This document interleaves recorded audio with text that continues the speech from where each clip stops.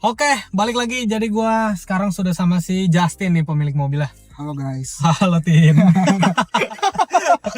Oke, jadi sebelum kita bahas apa aja sih fitur-fitur unggulan, coba dulu sebagai lu pemilik mobil, kira-kira apa fitur yang paling lu suka di mobil ini, mobil lu sendiri ini? Oke, yang pertama gua paling suka nih. Iya. Pertama. Gila. Oh, iya. Mantap Oke. banget. Iya sih. Secara kompetitornya nggak ada. Gak ada Nggak kompetitornya gini. Ditarik-tarik. Pakai ini puzzle. Iya. Kereta ini udah panoramic sunroof ya jatuhnya ya. Betul. Karena dia bisa yang pertama tilt, terus juga dibuka. Cuma memang dia bukanya nggak full ya, nggak full sampai belakang, cuma setengah ya. Iya, kalau full terbang tuh. Iya sih. Jadi spoiler ke belakang, offside.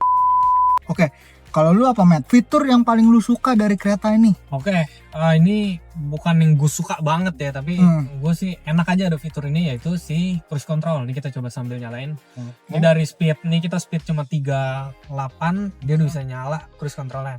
Cuma ada yang jadi masalah, karena si mobil ini cruise controlnya belum adaptif. Jadi kalau kayak tadi di tol, ini kurang. Salah satu fitur yang gue suka lagi, dia udah ada lane keeping. Oke, misalkan gue ngebandingin ya, karena gue pernah harian naik race juga, yang mana tadi kita sempat mention, kita bandingin di awal. Menurut gue, mobil ini jauh lebih enak untuk lane keepingnya. Kenapa? Karena kalau misalkan si race itu lane keepingnya, gue bilang dia nggak bisa nge-keep lah. Lebih tepatnya mungkin apa ya bahasanya, lane correcting. Kalau misalkan si kereta ini nih, ini gue bilang sih lumayan halus ya. Jangan kan di tol, di jalan biasa pun gue bilang dia halus. Jadi ketika jalannya belok, dia bisa ngikut belok. Terus ketika ada warning untuk setirnya digoyangin, ini digoyangin dikit aja juga udah oke. Kalau gue bilang sih mobil ini ya lumayan presisi sih buat lane keepingnya. Oh iya, gue juga mau nambahin satu lagi. Fitur yang paling gue suka di kereta ini adalah pendingin kursi jok. Itu tuh fitur yang membantu banget gue. Karena gimana ya, gue juga kalau itu kan buru-buru biasanya. Dan cenderung gue keringetan jadinya belakang gue, punggung gue. Karena ada pendingin tuh jadi ngerasa adem. Terus nggak jadi keringetan gitu loh. Oke, gue mau ngebahas si tenaga mesin ini. Menurut gue, dia kan pakai mesin 1500 cc dan juga dia transmisinya agak beda ya, karena dia pakai IVT.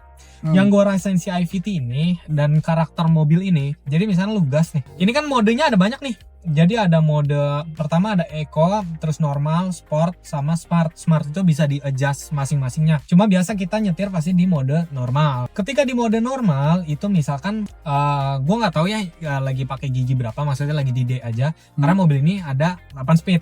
Ketika gue lagi di D, terus gue kayak mau kick down, gue bilang sih dia apa ya, telat banget sih ini mobil nih. Terus kita ngegasnya cenderung harus agak dalam. Ketika mobilnya udah mau lari juga, itu gue bilang sih tenaganya yang buat bawah kurangnya 3000-4000 ke atas sih baru nariknya baru berasa menurut gue gitu.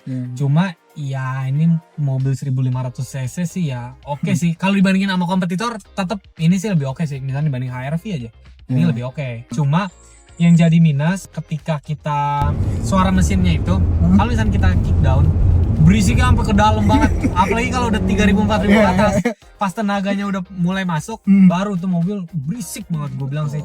Terus kalau gue rasain juga suspensinya sih menurut gue lumayan enak ya. Kalau gue ngebandingin HR-V, gue sih biasanya make HR-V yang lama. Menurut gue HR-V lama tuh lumayan keras banget itu shocknya, apalagi yang shock belakang. Nah kalau di mobil ini, gue bilang sih lumayan sih, mending ya, lebih baik. Ini disclaimer juga, kita nggak membahas yang detail banget gitu. Kita cuma cenderung lebih bahas yang common ya, yang sering digunain sehari-hari. Paling itu doang ya. Maksudnya kayak misalkan blueling apa-apa gitu, kayaknya nggak tiap hari makanya. Gue juga nggak begitu pakai blueling itu. Cuma paling salah satu yang gue suka itu si remote starternya itu bisa apa ya sebutannya, intinya lo bisa manasin dari kunci. Jadi misalnya lo masih di dalam rumah atau di lantai atas gitu, mobil di garasi mau dipanasin, tinggal klik tombol kunci sama klik tombol yang logonya semacam nyalain mobil lah, itu ditahan, mobilnya langsung otomatis nyala. Itu salah satu fitur yang menurut gue simpel tapi berguna banget sih, lumayan berguna banget. Nah, terus kita mungkin bahas yang nggak terlalu kita suka kali ya. Salah satu yang menurut gue ngeganggu. Jadi ini kan mobil canggih nih. Jadi ada salah satu fiturnya namanya itu Rear Cross Traffic Alert. Jadi itu si mobil ini otomatis ngerem ketika ada objek di belakang. Jadi ini sebenarnya ngebantu kita sih. Jadi ketika kita mundur kan nggak kelihatan tuh blind spot kanan kiri belakang. Mobil ini ngebantu ngerem otomatis ketika ada sesuatu yang seakan-akan mau lewat gitu. Ini gue juga belum nyobain setting. Menurut gue sih terlalu sensitif. Jadi ketika misalkan kayak contoh kemarin deh, kita ada momen ya puter balik, nggak dapet ya, biasa puter balik nggak dapat. Ketika mau mundur, biasa motor nyodok semua kan, nggak ada yang sabaran kalau motor kan. Mobil langsung ngerem, dan ngeremnya gue bilang kasar banget. Kayak tadi juga habis cuci mobil ini, tukang parkirnya bantu di belakang, si mobil kaget, yang ngebuat itu juga kaget. Jadi ya kalau dari gua yang paling gua nggak suka sebenarnya tuh ya minor sih, tapi layout dari interiornya tuh kurang banget sih, kayak basic banget. Iya. Layout dashboard ininya ya. Iya Gua akuin iya. head unitnya aduh kurang banget. Head unit pinter sih ya, dia ada beberapa fitur yang ditanamin dalam sini. Cuma ya balik lagi ya, kita nggak terlalu ngoprek segala macam karena itu nggak yang setiap hari dipakai. Salah satu setiap hari yang dipakai ya paling radio segala macam, Android Auto, Apple CarPlay. Cuma ya itu layoutnya jelek banget sih menurut gua. Iya. Jelek banget, dari model AC nggak nyambung ya. Yang tengah tidur, yang kanan kiri berdiri, kayak nggak masuk banget. Ya interiornya pintar, terus juga dia ada ambient light. Cuma ya cuma satu warna doang sih, warna biru gini, nggak bisa digonta-ganti. Terus gue juga ngerasa ya, ini kan speakernya udah full premium sound Bose. Menurut gue kok suaranya jelek ya. Gue bingung dah. Bukan jelek ya, cuma maksudnya gue ekspektasi gue mungkin ini suara bisa lebih keluar apa sih macam.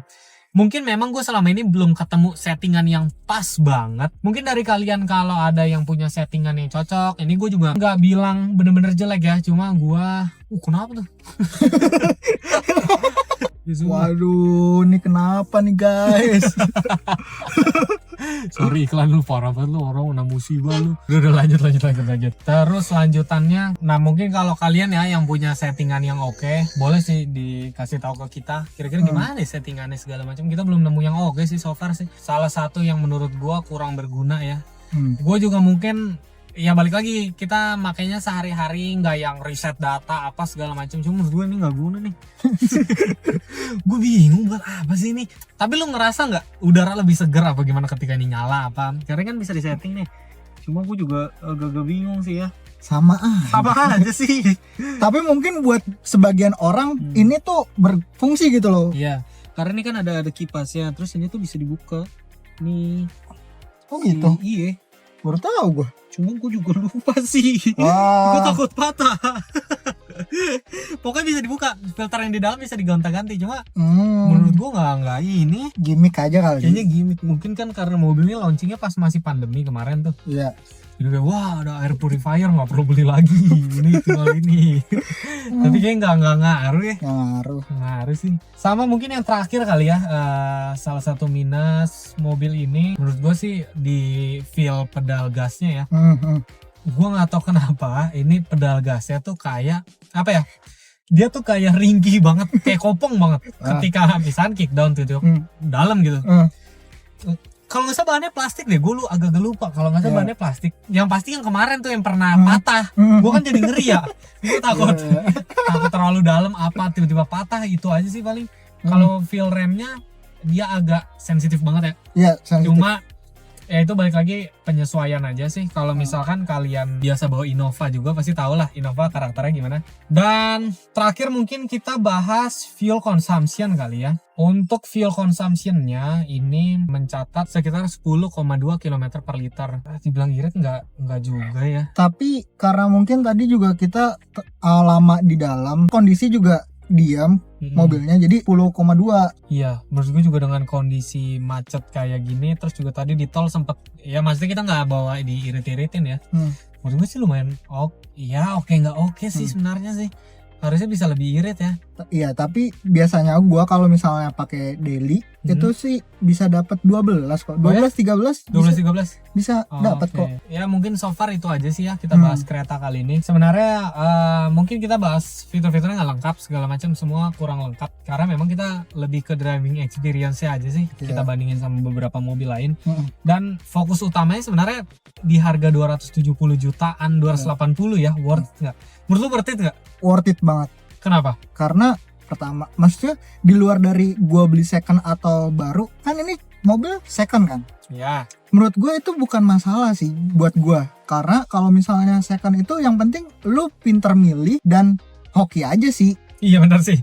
Faktor luck lumayan berpengaruh besar ketika nyari mobil, motor semua. Tapi sepanjang gua punya nih mobil, menurut gua belum ada problem yang ya bikin gua pusing lah. Dan gua cukup senang banget dengan fitur-fitur yang lengkap di kereta ini. Jadi worth it lah buat kalian coba atau beli. Jadi kalau misalkan kita head to headnya sama ya kelasan race, PRV, lo prefer ini?